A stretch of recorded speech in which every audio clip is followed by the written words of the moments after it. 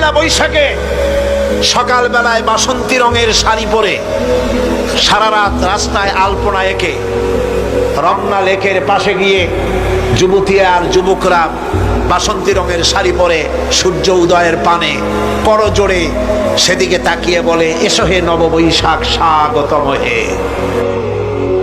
বৈশাখ বলে, বাবাজিরা আমারে ডাকতেছো? ওয়েট এন্ড সি, অপেক্ষা করো, আসতেছি।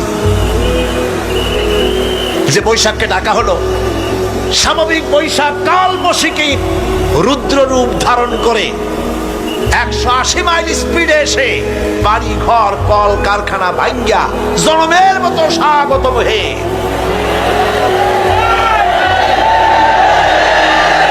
এরপর রাজনৈতিক নেতৃবৃন্দ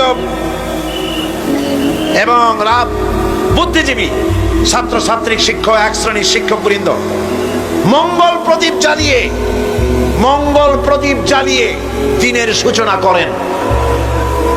কুকুরের মুখোশ, গাধার মুখোশ, কুমিরের মুখোশ পরে মিছিল করেন।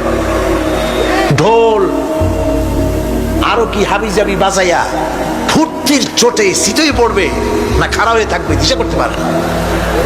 ঠিক কিনা কন? আমি জিজ্ঞেস করি, পয়লা বৈশাখের সাথে উদযাপন, নববর্ষ উদযাপনের সাথে মুখোশ পরার সম্পর্ক কি?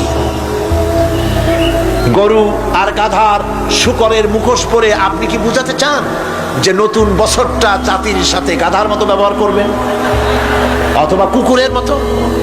নাউযুবিল্লাহি মিন যালিক। মুসলমানদের জন্য জায়েজ নাই, হারাম হারাম। বৈশাখের কোনো গুরুত্ব নাই।